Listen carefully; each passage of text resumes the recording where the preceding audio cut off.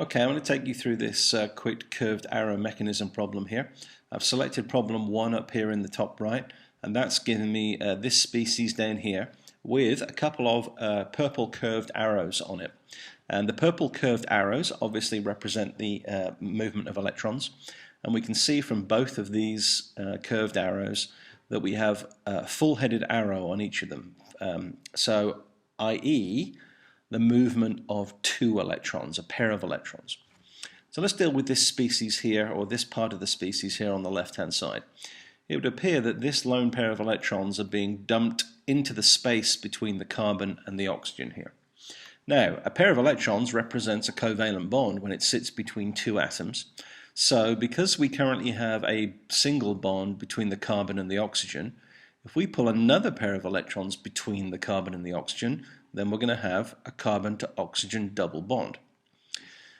Also, if you note the middle of this molecule here, this 3-carbon chain with a CH3 on each end connected to this carbon, that remains completely unchanged. So what I'm going to do is go over to my JME molecule editor here.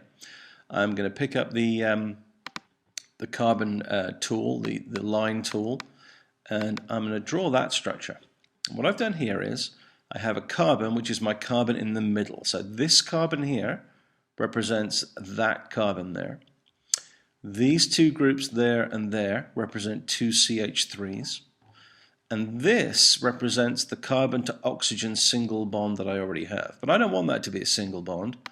I want that to be a double bond because of the movement of this pair of electrons to create the double bond there. Now, currently this has a carbon on the end, so I'm going to pick up the oxygen tool here, click O there, and that gives me the first part of this molecule. So what I have represented here is the carbon-carbon-carbon chain, this 3-membered chain here, which is 1, 2, 3, and the middle carbon is double bonded to an oxygen. It was originally single bonded because of the movement of that electron pair there. It's now created a double bond. Now, we have to deal with this part of the molecule here. Now, apparently what's happening here is that this pair of electrons in this covalent bond are being shifted onto the OH group. And that's actually this thing completely breaking. If that pair of electrons, which is currently holding the carbon to the oxygen in a covalent bond, completely moves onto the oxygen, then the bond between the carbon and the oxygen is broken. So it would appear that we get this completely separate OH species here. A completely separate entity. So it's not connected to this in any way. So in order to draw that in my molecule editor, I have to click New, which tells me I'm getting a completely new molecule.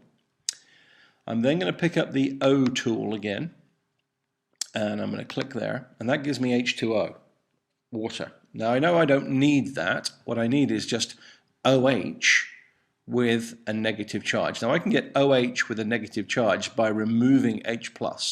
And I do that by clicking on this tool and then clicking on there. That gives me the negative charge because this is plus and minus. Click it again, you'll get a positive charge, but click it once, you'll get the negative charge. And that means I've got rid of the H+. So now I have 2 completely separate species.